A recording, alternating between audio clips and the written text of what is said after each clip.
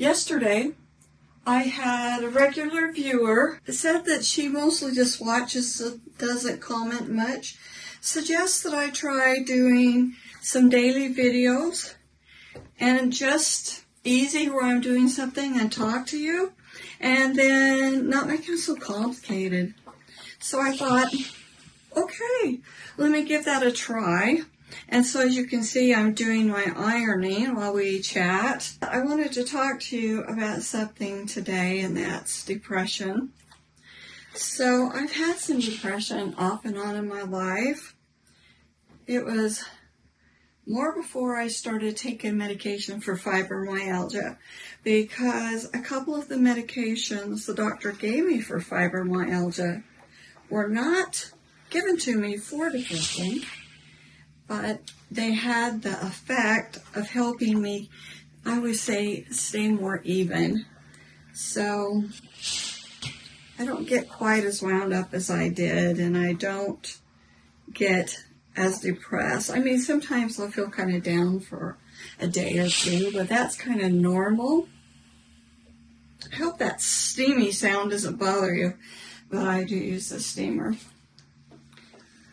Anyway, it's kind of kept me more steady unless one particular thing happens, and that thing has happened. I had a cortisone shot. So a few years ago, I had some real big bone spurs on the top of my feet, but that is loud. Anyway, they got really big, and I couldn't even hardly wear any shoes, and they hurt all the time. And so I had them off. And I got them off the same day, which was quite an adventure to get over that, particularly since I was still working. But it was so worth it. It took a year for the swelling to go down. Then I got back to the size of shoe I wore before I got pregnant. So I wear a 6.5 wide now. Anyway, one of the reasons I wear so many kids is because it's hard to find that size of shoe, and kids carries them. You have to get them on their website.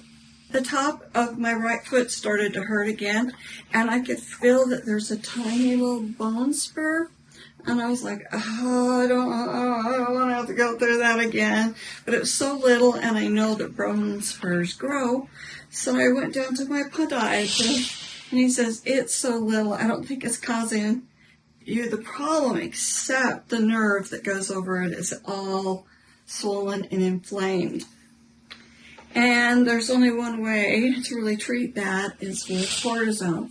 And I have reactions to cortisone, particularly like pills, because they're systemic. And I had a really bad reaction to when I got one in my jaw once. But he said, well, those are just systemic. He said, this will be most down in your foot, and it shouldn't go throughout you. And there was he said, the only other thing is to put some arthritis cream on there. And I'm like, I know that won't work because I have some arthritis, and sometimes I put cream on my hands.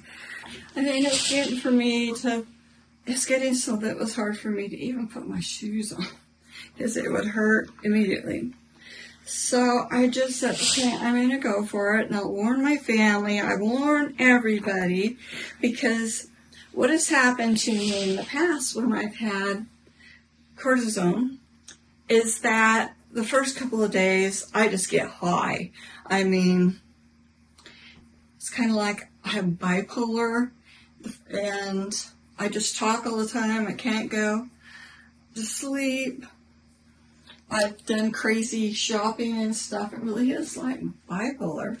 And then after that ends, I get a really deep depression. And that goes on for a couple of weeks. It's just terrible. And I was so afraid of it. And my primary doctor won't give me cortisone anymore because the last time he gave it to me, which was pills, I could tell immediately. The afternoon of the first pill, I started talking really fast, and I was like, this is not good, so I quit taking them. But, I don't know, I just had a feeling about this. So I decided I'd go ahead, and then I came home, and I asked my husband for a blessing, which is like a prayer, a special prayer. I got through the couple of days without doing all the big high. So I thought, oh, this is good. It took me a couple of days before I could like get up and do things. Today I'm doing better because look, here I am ironing. Well, these shirts, these are linen shirts, so they're really good shirts. But man, they get so wrinkly. So last night, yesterday afternoon, I started to like feel, I don't know, kind of down, but it was more like self-critical.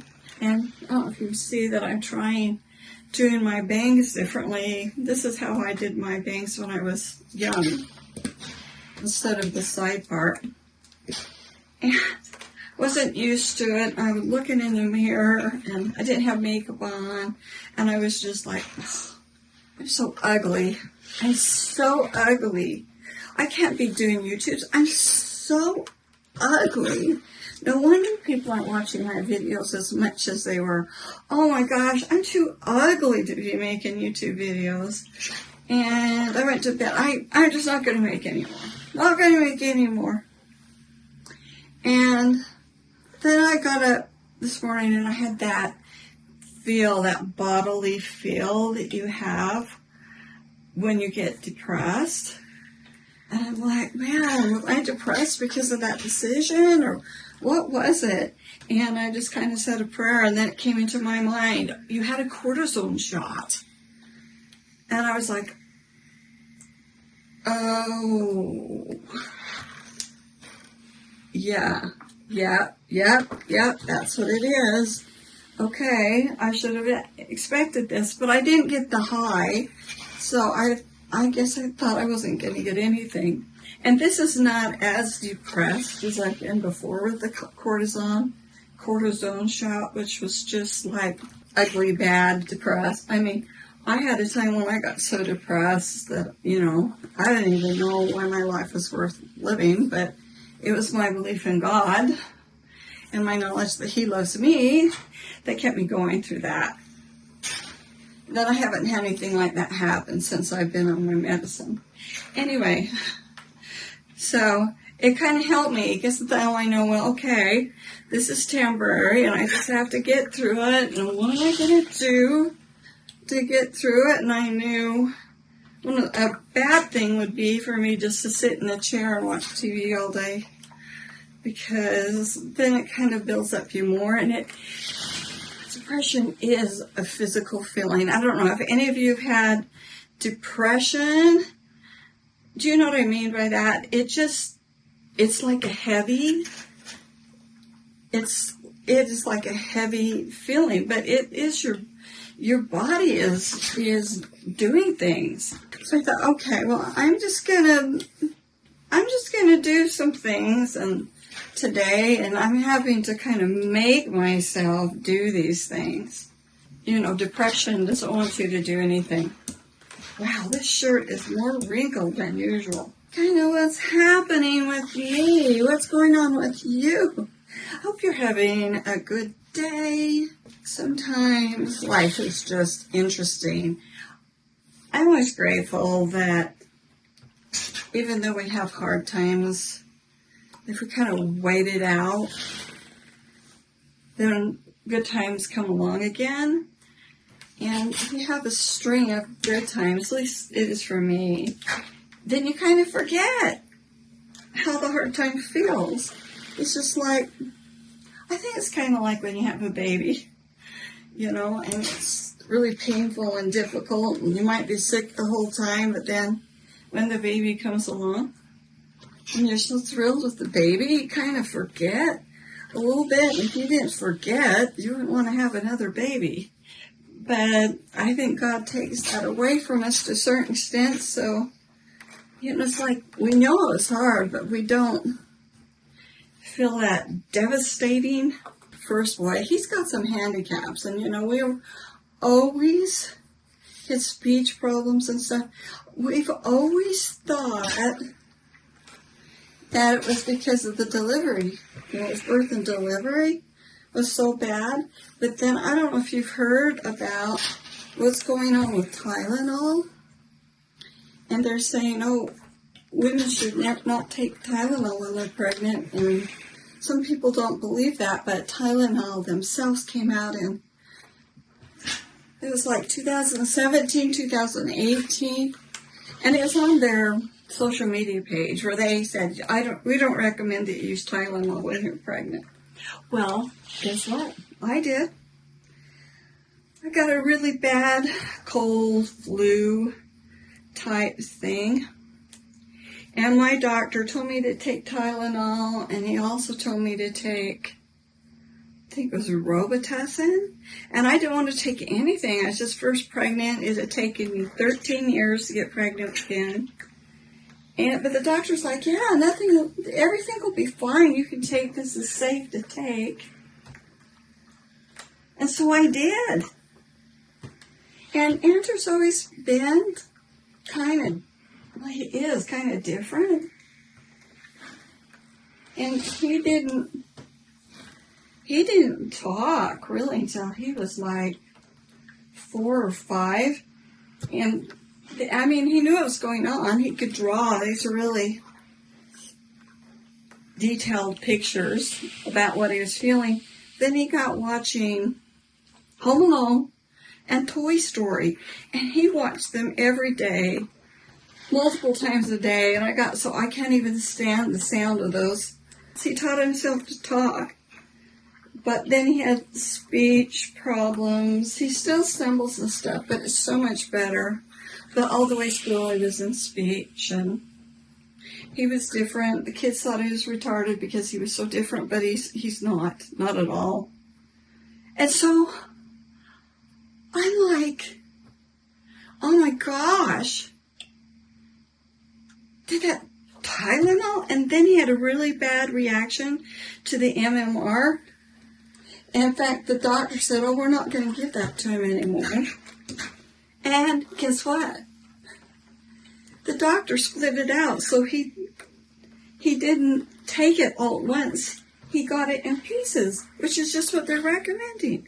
But he had a really bad reaction to the first one. And so then I'm like, well, there's another thing.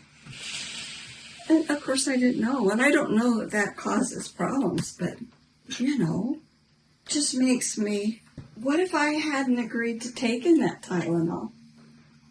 I couldn't have known about the MMR.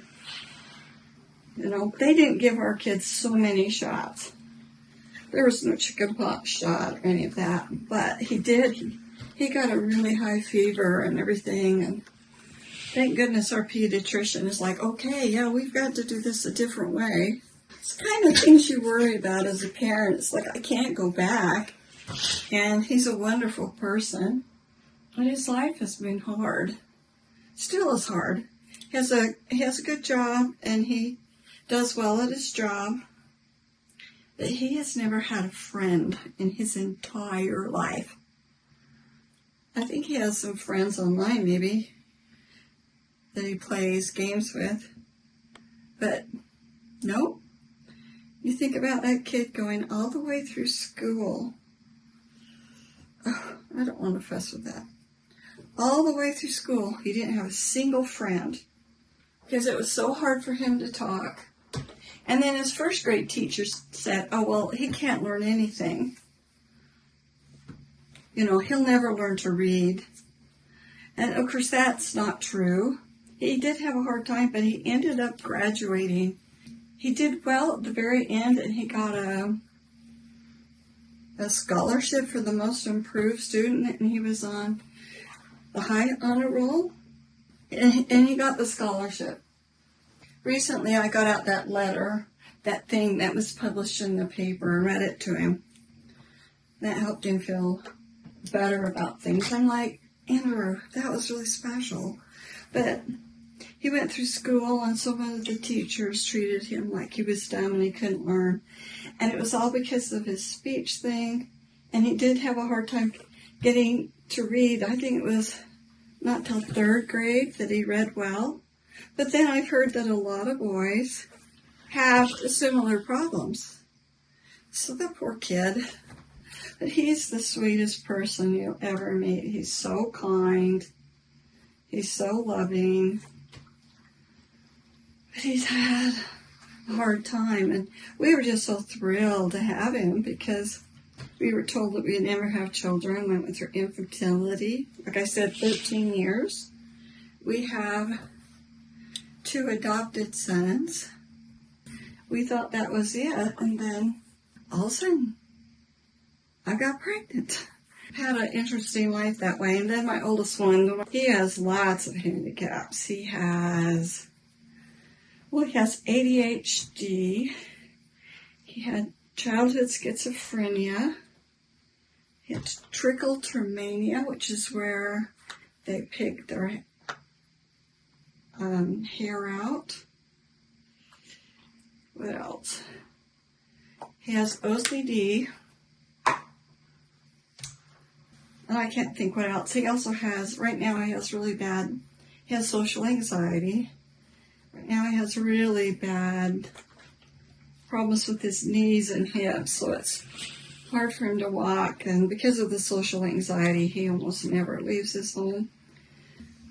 Then our second son we got through our church's adoption agency. He's very tall and handsome. Every once in a while you see him in a video, not very often. Did any of you have any of those infertility issues? I mean, you don't have to share, but it'd be interesting for me to hear. Because it's kind of a thing on its own. I just, just wonder what it would have been like to been able to just decide, okay, I have a baby now. Oh, no, we'll have another baby now, and then you just get pregnant right away. That wasn't my experience, but sometimes I've said, well, God wanted me to go through all that so that I would really appreciate my kids, and when I've gone through all their problems and helping them through school and all of that, then, I just really appreciated it. And I haven't felt resentful about it. I haven't been mad at God about it. I just have been really grateful that I have them at all.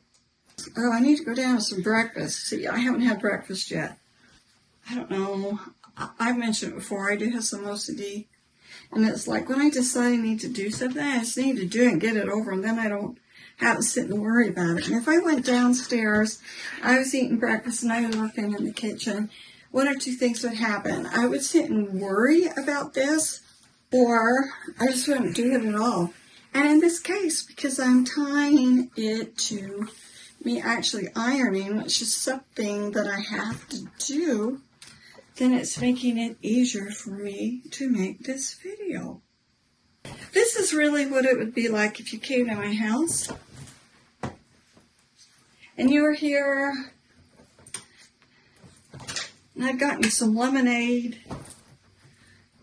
You're sitting over there in that recliner and we were just chatting while I did that. This is just exactly what it would be like, except I wouldn't be hogging the whole conversation. You'd be talking back and I would talk to you. And I try to do that in the comments, to comment back so that you know I'm listening to you. I know what you say, and like right now I'm trying to take the advice of that nice person who told me to try doing some videos like this. Tomorrow is Tuesday. This is Monday, October 6th, and I'm going to try getting them out the same day I do these and just not do crazy editing and do some screenshots and thumbnails and stuff to see if I can do it.